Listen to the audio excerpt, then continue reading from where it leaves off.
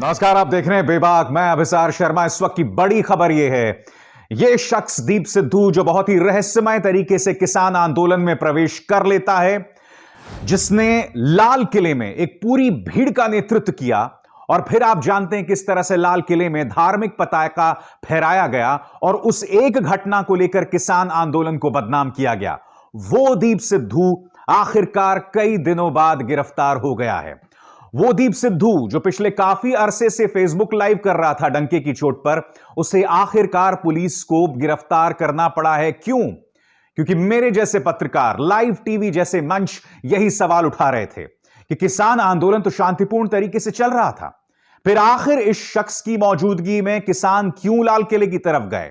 आखिर क्यों वहां पर धार्मिक पताका फहराया गया, जबकि आप इस बात को बखूबी जानते हैं कि लाल किले में सिर्फ और सिर्फ तिरंगा फहराया जा सकता है। हालांकि प्रधानमंत्री नरेंद्र मोदी ने कहा था कि लाल किले में तिरंगे का अपमान हुआ था, जो सरासर गलत था। मेरा यह मानना है कि निशान साहिब के फहराए जाने से भी तिरंगे का अपमान नहीं हुआ है। अपमान तब होता अगर कोई तिरंगे को हटाकर फिर निशान साहब फहराता वहां पर। मगर दीप सिद्धू की गिरफ्तारी दोस्तों खासे मायने रखती है। उनकी गिरफ्तारी के मायनों को समझने के लिए और उनसे क्या सवाल पूछने चाहिए, आपको कुछ तस्वीरें देखनी पड़ेंगी जो बार बार मैंने आपके सामने अपने कार्यक्रमों में पेश की है। इस तस्वीर को देखिए, गृह मंत्री अमित शाह के साथ। इस तस्वीर में वो सनी देओल और प्रधानमंत्री नरेंद्र मोदी के साथ हैं। और इस तस्वीर को देखिए दोस्तों, यहां पर साफ तौर पर ये सनी देओल के लिए प्रचार कर रहे हैं। कल्पना कीजिए दोस्तों, अगर भीड़ में कोई ऐसा बड़ा चेहरा होता, कोई अभिनेता होता, कोई शख्सियत होती जिसकी कैप्टन अमरिंदर सिंह के साथ फोटो होती या राहुल गांधी के साथ फोटो होती, तो क्या आप अंदाजा लगा सकते हैं कि हमारा पालतू मीडिया इस पर कितना बड़ा बवाल कर देता, इसे कितनी बड़ी खबर बना देता। अब तक जो भी नकारात्मक चीजें हुई हैं किसान आंदोलन को लेकर, उसके लिए राहुल गांधी, कैप्टन अमरिंदर सिंह, अरविंद केजरीवाल, सबको दोषी बना दिया होता मीडिया ने। मगर यह मीडिया इस कदर नतमस्तक है दोस्तों, किसी ने आज तक यह सवाल नहीं पूछा कि जिस शख्स के चलते किसान जो हैं वो पहुंचे थे लाल किला, आखिर उस शख्स की गिरफ्तारी क्यों नहीं हुई है? आखिर उस शख्स के बीजेपी के साथ जो ताल्लुकात दिखाई दे रहे हैं, क्या उससे सवाल खड़े नहीं होते? मैं आपको बता दूं, पिछले कुछ अरसे से यानी कि 26 जनवरी के बाद से यह आदमी कहा था, जब इसने लाल किले में प्रवेश करके ये और इसके समर्थकों ने वहां पर बवाल किया, उसके बाद दो चीजें हुई दोस्तों। पहली चीज, वहां पर कई बुजुर्ग किसान पहुंचे और उन्होंने यहां युवाओं को समझाया लाल किले में कि तुम लोग उतरो, तुम लोग ऐसा करके किसान आंदोलन को बदनाम कर रहे हो। उन्होंने समझाया उन युवाओं को। दूसरी बात, मैं नहीं भूला हूं वो वीडियो दोस्तों जिसमें सब लोगों ने दीप सिद्धू को घेर लिया था कि तुम्हें जरूरत क्या थी लाल किले जाने की, तुमने आंदोलन को बदनाम कर दिया है। और फिर उल्टे पांव भागा था दीप सिद्धू। मैं उस तस्वीर को नहीं भूल सका हूं। अब मैं आपको यह बतलाना चाहता हूं दोस्तों कि पिछले कुछ अरसे से यह क्या कर रहा था। मुद्दा नंबर 1, पिछले कुछ अरसे से यह लगातार फेसबुक लाइव कर रहा था और इसके फेसबुक वीडियोस जो हैं वो अपलोड हो रहे थे विदेशी जमीन से। जी हां, और इस फेसबुक लाइव में वो बार बार यह कह रहा था कि अगर मैं गद्दार हूं, बकौल दीप सिद्धू, अगर मैं गद्दार हूं तो सारे किसान नेता गद्दार हैं, क्योंकि ये सभी लोग जो हैं वो मुख्य मुद्दों से हट गए हैं। और आप जानते हैं दोस्तों, चाहे राकेश टिकैत हो, गुरनाम चढ़ूनी हो, योगेंद्र यादव हो, ये तमाम लोग इन्होंने दीप सिद्धू की मौजूदगी पर सवाल उठाए थे। मैं नहीं भूला हूं, किसान नेताओं ने स्पष्ट तौर पर कहा था कि दीप सिद्धू भारतीय जनता पार्टी का मोहरा है। और अगर मैं बीजेपी प्रचार तंत्र के तर्क को मानूं, जो अक्सर वो दूसरे लोगों के संदर्भ में इस्तेमाल करते हैं, अगर मैं गोदी मीडिया के तर्कों को मानूं जो वो दूसरे लोगों के संदर्भ में इस्तेमाल करते हैं, तो दीप सिद्धू कहीं ना कहीं बीजेपी का मोहरा था। अब बड़ा सवाल, गिरफ्तारी तो हो गई, सोशल मीडिया में जिस तरह से दबाव बना, सरकार पर लगातार जिस तरह से सवाल उठाया, मगर आज मैं आपसे कुछ सवाल पूछना चाहता हूं। क्या दीप सिद्धू और बीजेपी के बीच जो ताल्लुकात रहे हैं पिछले 2 महीने से, क्या इस बात की जांच होगी? क्या दीप सिद्धू के फोन कॉल्स को खंगाला जाएगा और पता किया जाएगा कि इसका ताल्लुक या इसके लिंक्स या ये लगातार किससे संपर्क में था? क्या यह सवाल उठाया जाएगा कि लाल किला है आईटीओ के पास और आईटीओ के पास बीजेपी का दफ्तर है। आज मैं आपसे एक सवाल पूछना चाहता हूं दोस्तों, उस पर गौर कीजिएगा। अगर वो किसान वाकई भारतीय जनता पार्टी या सरकार के लिए मुश्किल पैदा करना चाहती थी तो आईटीओ के पास बीजेपी के दफ्तर पहुंच सकती थी। और उससे बीजेपी को कहीं ज्यादा नुकसान होता। लाल किले पहुंचते, वो भी दीप सिद्धू की मौजूदगी में लाल किले पहुंचकर कहीं ना कहीं किसान आंदोलन को टारगेट किया गया। यह बताया गया कि तिरंगे का अपमान हुआ, जो कि नहीं हुआ था। मैं बार बार आपको कह रहा हूं, तिरंगे का अपमान अगर कहीं हुआ तो इस वीडियो के मुताबिक, जिसमें आप देख सकते हैं कि दिल्ली पुलिस तिरंगे पर लाठी बरसा रही है, तिरंगे का अपमान दरअसल दोस्तों इस वीडियो में हुआ है। और दिल्ली पुलिस, जैसे कि आप जानते हैं, गृह मंत्रालय के अंतर्गत आती है। आज क्या आपने किसी भी न्यूज चैनल में पिछले कुछ दिनों से 26 जनवरी के बाद यह डिबेट होते हुए देखा है कि हमारी जो दिल्ली पुलिस है वो तिरंगे का अपमान कर रही है? देशद्रोही शब्दों से नवाजा गया क्या उस पुलिस वाले को जिसने ऐसा किया? क्या उस मामले की जांच हुई? नहीं हुई, आज तक नहीं हुई है। उल्टा एक किसान नवरीत सिंह का ट्रैक्टर पलट जाता है, उसकी मौत हो जाती है।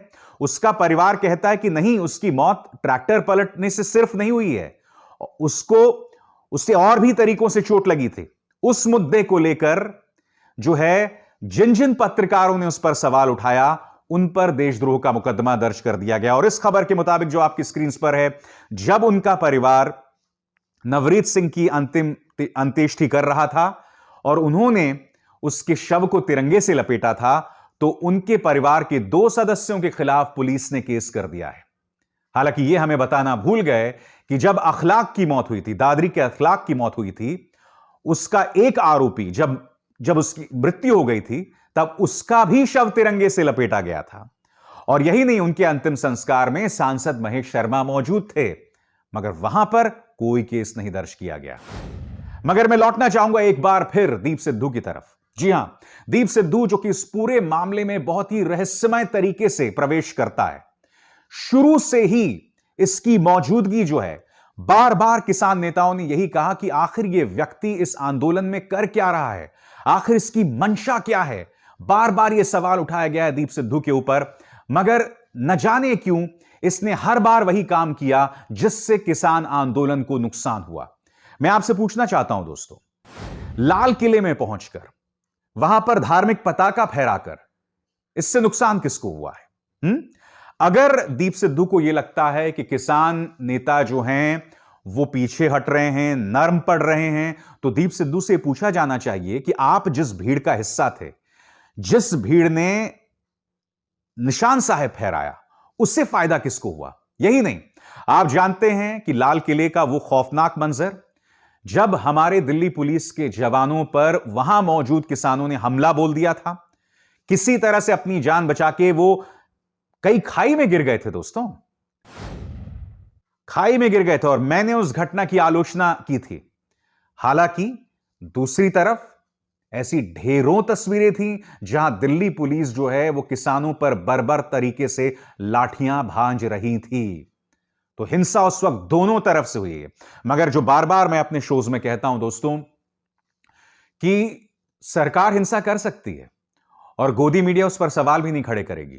सरकार से जुड़ा तंत्र हिंसा कर सकती है, क्योंकि मैं नहीं भूला हूं किस तरह से सिंगू बॉर्डर पर पहुंचकर या टिकरी बॉर्डर पर पहुंचकर या गाजीपुर बॉर्डर पर पहुंचकर भारतीय जनता पार्टी के विधायक और उनके नेता देश के गद्दारों को गोली मारो के नारे लगा रहे थे। उन पर कोई कार्रवाई नहीं हुई। नंदलाल गुर्जर ने तो यह तक कह दिया कि उत्तर प्रदेश पुलिस को गोली मार देनी चाहिए इन किसानों को। कायदे से इस शख्स पर कानूनी कार्रवाई होनी चाहिए थी, मगर नहीं हुआ। तो आज जो मैं आपके सामने बात क्या रख रहा हूं दोस्तों, वो लोग जो मर्जी कर सकते हैं क्योंकि प्रचार तंत्र उनके साथ है, मगर आप लोग एक भी गलती नहीं कर सकते। किसान लोगों को इस बात की पहचान करनी पड़ेगी कि आपके अंदर और कौन कौन से दीप सिद्धू बैठे हुए हैं जो आंदोलन को बदनाम करना चाहते हैं।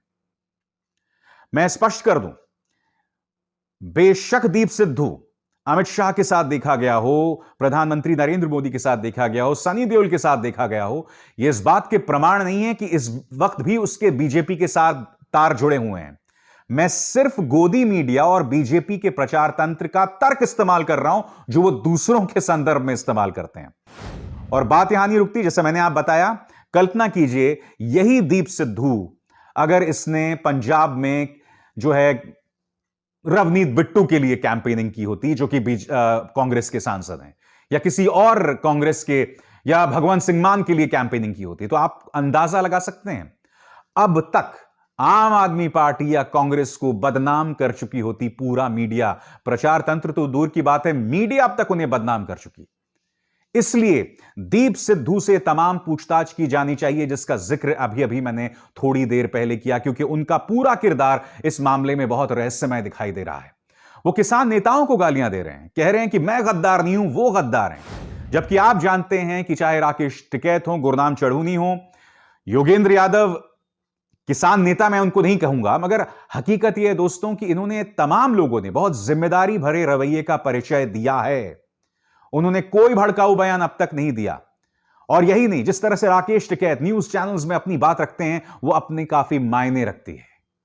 प्रधानमंत्री नरेंद्र मोदी ने कल राष्ट्रपति के अभिभाषण के जवाब में एक शब्द का इस्तेमाल किया था, आंदोलन जीवी। एक नई जमात पैदा हुई है, एक नई बिरादरी सामने आई है, और वो है आंदोलन जीवी। ये जमात आप देखोगे, वकीलों का आंदोलन है वो न वहां नजर आएंगे, स्टूडेंट का आंदोलन है वो वहां नजर आएंगे, मजदूर का आंदोलन है वो वहां नजर आएंगे, कभी पर्दे के पीछे कभी पर्दे के आगे। एक पूरी टोली है जी जो आंदोलन जीवी है।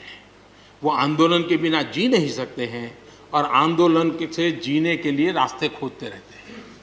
हमें ऐसे लोगों को पहचानना होगा कि वो जो सब जगह पे पहुंच करके और बड़ा आइडियोलॉजिकल स्टैंड दे देते हैं, गुमराह कर देते हैं, नए नए तरीके बता देते हैं। देश आंदोलन जीवी लोगों से बचे, इसके लिए हम सबको, और ये उनकी ताकत है। उनका क्या है, खुद खड़ा नहीं कर सकते चीजें, किसी की चल रही तो जाके बैठ जाते हैं, वो अपना जो जितने दिन चले चल जाता है उनका। ऐसे लोगों को पहचानने की बहुत आवश्यकता है। ये सारे आंदोलन जीवी परजीवी होते हैं। जब आंदोलन से निकली कई पार्टियां इस तरह की बात करती हैं ना, तो बहुत दुख होता है दोस्तों। जेपी आंदोलन से उस वक्त की जनसंघ या बीजेपी को क्या फायदा हुआ था, और उसके बाद अन्ना आंदोलन से प्रधानमंत्री नरेंद्र मोदी, आपकी पार्टी बीजेपी को क्या फायदा हुआ था, यह कोई नहीं भूल सकता है। इस तरह से ढेरों प्रधानमंत्री नरेंद्र मोदी के बयान हैं, जो इस वक्त मैं आपको अब इस वक्त स्क्रीन पे दिखा रहा हूं, जहां प्रधानमंत्री जन आंदोलन का समर्थन कर रहे थे। यहां देखिए, यहां स्मृति ईरानी जन आंदोलन कर रही हैं, तो ये आंदोलन जीवी हैं। तो उन आंदोलन जीवियों की बात करने के बजाय, आंदोलन को बदनाम करने के बजाय, जो लोग लोकतंत्र के लिए आवाज उठाने के बजाय, आपको सवाल करना चाहिए दीप सिद्धू जैसे दोहरे चरित्र वाली शख्सियतों पर। आपको इस सवाल का जवाब देना चाहिए कि यह दीप सिद्धू, जिसकी मौजूदगी में किसान जो है वो लाल किला पहुंच गया, वो आखिर वहां क्यों पहुंचा। जिस सवाल का जवाब बीजेपी को देना चाहिए कि इतनी आसानी से लाल किले में क्यों जाने दिया गया। दोस्तों, किसी ने मुझे व्हाट्सएप पर एक तस्वीर फॉरवर्ड की थी, जिसमें मैं देख रहा था कि लाल किले की सीढ़ियां, यानी कि जहां प्रधानमंत्री नरेंद्र मोदी भाषण देते हैं, उन सीढ़ियों से किसान चढ़ रहे थे और पुलिस मानो उनको थपकी देकर ऊपर जाने की इजाजत दे रही हो। वो तस्वीर अपने आप में बहुत कुछ कह रही थी दोस्तों। उसकी पुष्टि करने का मेरे पास कोई जरिया नहीं है, यही वजह है कि वो तस्वीर मैं आपको नहीं दिखा रहा हूं। मगर जो मैं आपको बतलाने का प्रयास कर रहा हूं कि ऐसी तस्वीरें आपको कई जगह दिखाई देंगे, ऐसे सवाल कई आपके सामने होंगे कि आखिर उन्हें लाल किले इतनी आसानी से जाने क्यों दिया गया। आखिर वही लोग, क्या वो नहीं जानते थे कि आईटीओ में बीजेपी का दफ्तर है, आईटीओ के पास? वो वहां पे भी तो जा सकते थे, मगर वो नहीं गए। क्योंकि अगर, कल्पना कीजिए दोस्तों, अगर दीप सिद्धू और वो तमाम जो किसान हैं वहां पहुंच जाते, तो बीजेपी की किस तरह से नाक कटती, उसका आप और हम अंदाजा भी नहीं लगा सकते थे। बीजेपी के लिए कितनी मुश्किल हो जाती कि किसान जो है वो पहुंच गया है बीजेपी के दफ्तर, वो अपने आप में बहुत कुछ कहता। मगर वो लोग आसानी से पहुंचे, और फिर जो हुआ आप जानते हैं। आज तक उसी एक घटना को लेकर प्रधानमंत्री नरेंद्र मोदी की तरफ से गलत बयानी हुई कि तिरंगे का अपमान हुआ। गोदी मीडिया तो चलो झूठ बोल ही रहा है, वो तो हैं ही अव्वल दर्जे के झूठे, मगर मैंने प्रधानमंत्री से उम्मीद नहीं की थी। मुझे उम्मीद थी कि कम से कम प्रधानमंत्री आप जो सही तस्वीर है उसे पेश करें। आपने आंदोलनकर्ताओं को परजीवी बताया था, पैरासाइट्स बताया था। मैं आपसे जानना चाहता हूं प्रधानमंत्री नरेंद्र मोदी, दीप सिद्धू जैसे दोहरे चरित्र वाले लोगों के लिए आपके पास क्या शब्द है? आपकी वोकैबुलरी में ऐसे लोगों के लिए क्या शब्द है जो लोग इस तरह से आंदोलन को बदनाम करते हैं? मैं दावे के साथ कह सकता हूं प्रधानमंत्री, आप या आपका प्रचार तंत्र कभी भी दीप सिद्धू पे कोई टिप्पणी नहीं करेगा। बेबाक में बस इतना ही। अभिसार शर्मा को दीजिए इजाजत। नमस्कार।